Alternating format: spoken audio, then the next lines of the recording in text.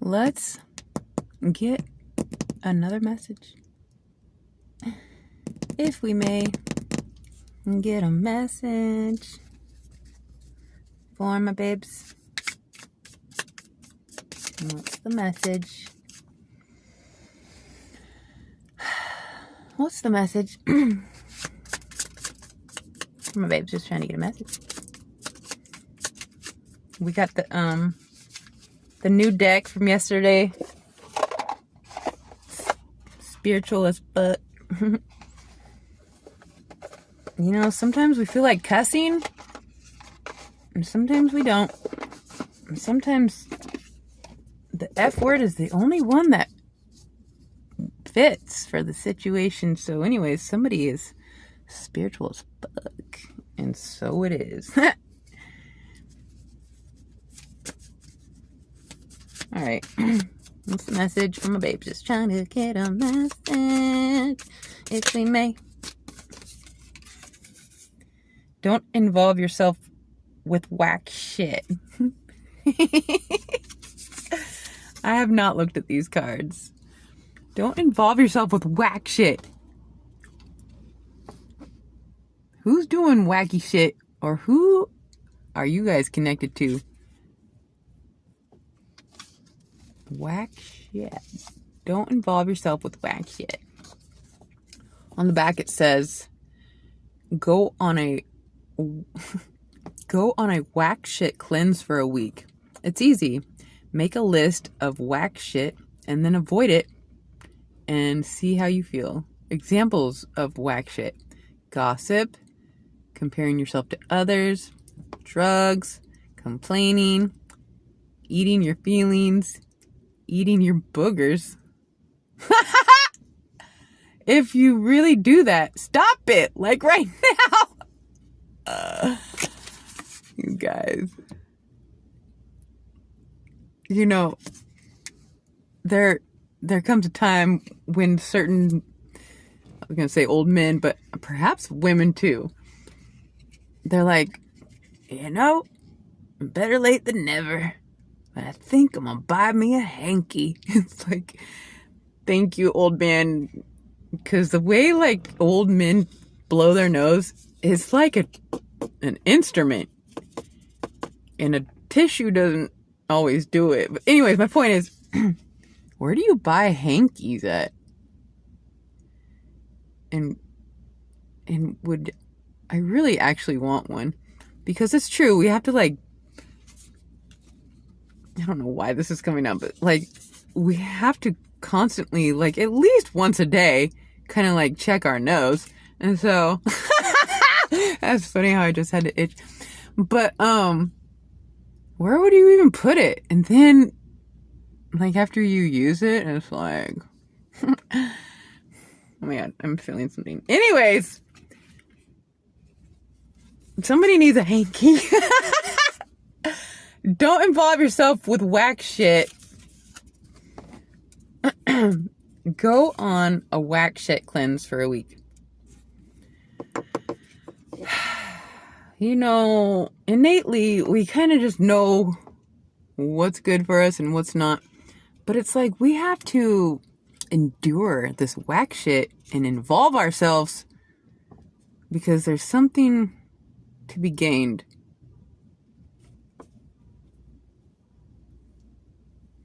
You know, when you graduate high school, you're kind of just forced to accept that those years are over and you kind of got to grow up and be more mature.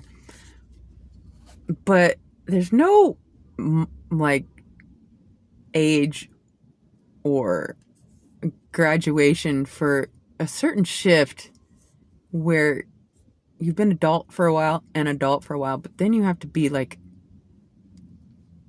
a mature adult. You don't have to, but it's like, when have you absorbed enough of the whack shit that it just has no pull, no draw, no more enticing. I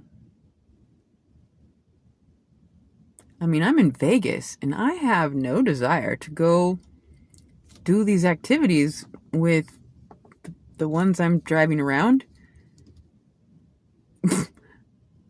unless somebody else was driving and I had substances to ingest, then it would be different. But like, even then,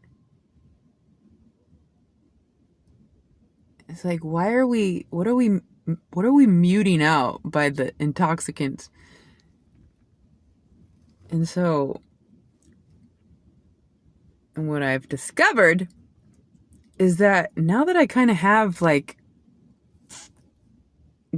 you guys, like this desire to do my own hobby, like my own, like I like to be enthralled in my own thoughts and listen to people who have overcome things, and like, you know, it's like I can't get anyways, you can't just say stop with the whack shit. You kind of have to work your way through it, and to each their own speed at doing that. And until you work your way through it, you can't just stop doing it because it'll have this pull. Something's not. But when you have exhausted the whack shit and you're just over it, and you have shifted your attention and intention towards your purpose, which is not whack shit. It's what is it? I don't know. I don't think I'll ever get over the enticement of the journey of that which is real and of substance. And it's hard to identify and pinpoint and be like, this is what I mean, when it is not physical. It's like,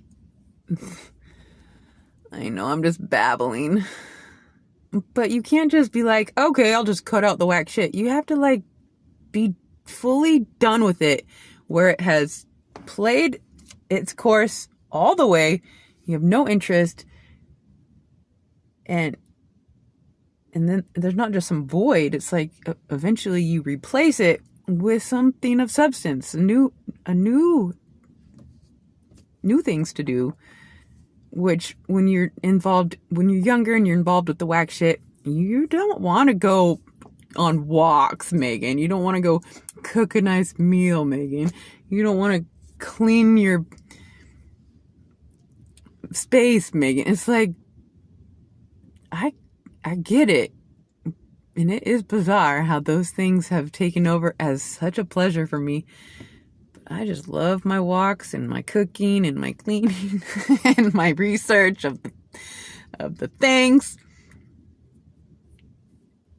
Anyways, it's easier said than done getting rid of the whack shit, but don't involve yourself with whack shit.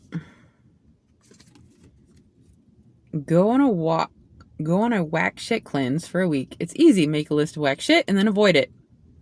Examples of whack shit: gossiping. I have always been very turned off by gossip because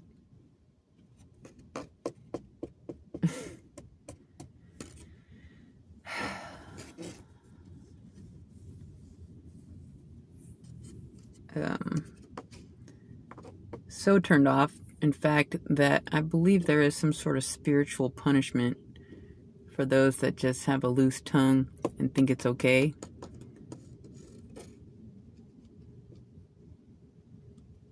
Gossip ruins lives. False narratives is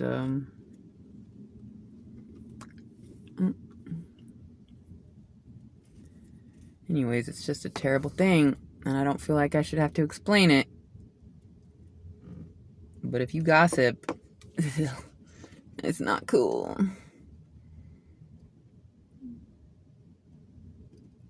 Anyways, another one here. It says, whack shit complaining. It's so easy to complain, but it's not. It doesn't help anything or anyone.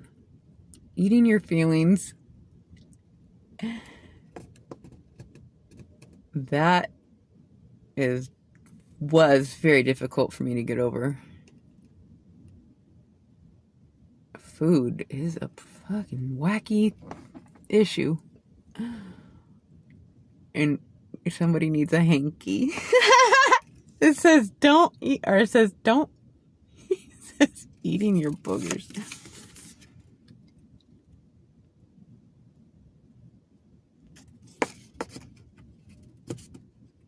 I can't comment. Okay.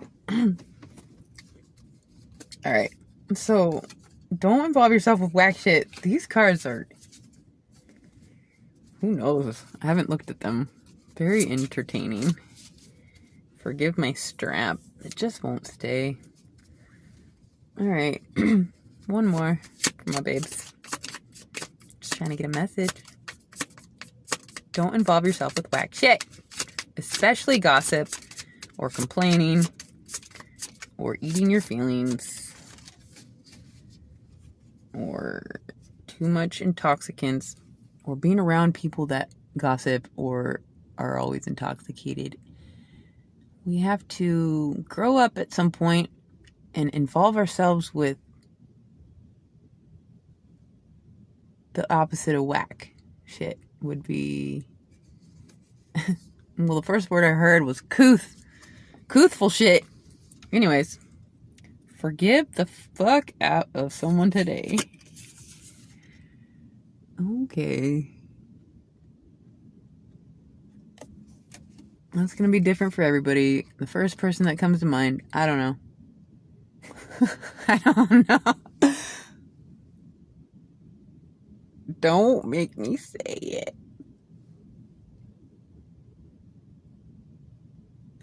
For those that have been here, you know I've had a problem with a couple spiritual figures, and I am getting over the problem. I'm getting over it. I forgive.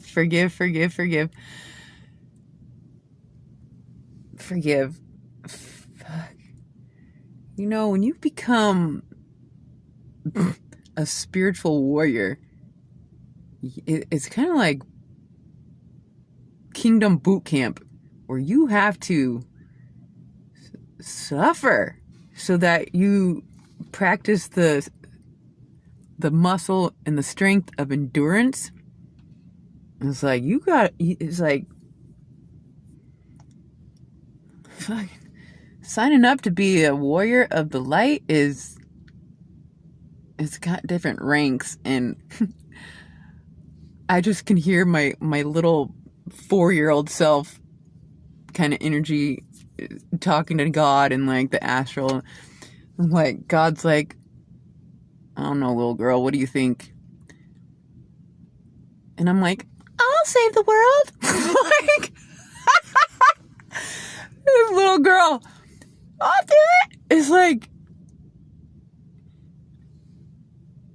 God's like, you don't know what you're doing or what you're signing up for. But then I kept overcoming and growing and succeeding and not looking anything that might scare me right in the eyes. Like, now I'm the one that people fear, or the systems might fear, because tables have turned. I've overcome too much. I don't want to say I want you to try me, but like, I kind of want. It's like addictive. It's like you get stronger and stronger and stronger, overcoming whack shit, building up the spiritual shield, and you're kind of just like, fucking, I'll do it. I'll save the world. But like, it's true. You become so powerful the more you face the things. Stop doing whack shit and forgive the ones that are putting you through it, because it's almost like you must have asked for it when you signed up to save the world, okay? So, forgive yourself, forgive the fuck out of somebody else, or God, and so, that's what I have for you guys. I guess we'll get one more. Let's get one of these. I love you guys. I love you guys so much. Thank you for being here. Bless your hearts on this mission to save the world. Coyote Spirit. Trust in divine detours. Number 16.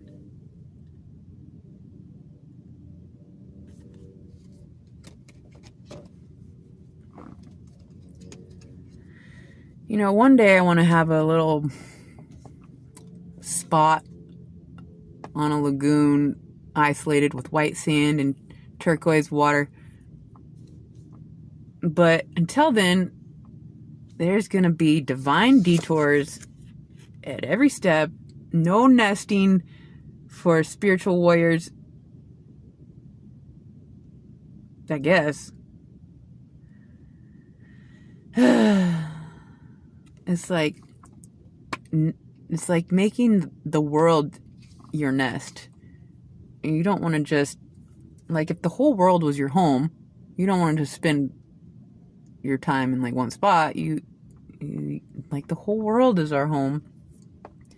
So we have to be flexible and know that, you know, sometimes God uses us and just puts us where we need to be, and we're not supposed to know, so that the enemy doesn't know or something. I don't know. Anyways. Trust in divine detours.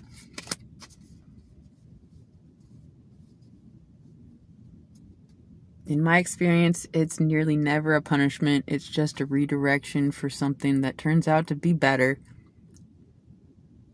But it's so easy for us to get stagnant or stuck with people, places, and things. It's like, it starts out when you're 2 and your mom takes away the toy and you have this massive tantrum, or your kid brother takes it from you and you're like, that's mine. It's like, it starts early. We get so attached to shit and possessive, and we want to take things from people. Like, so weird. Anyways, stop it with the whack shit and trust in divine detours and forgive the fuck out of somebody. So that's what I have for my babes. I hope that helped. I love you guys so much. Until next time.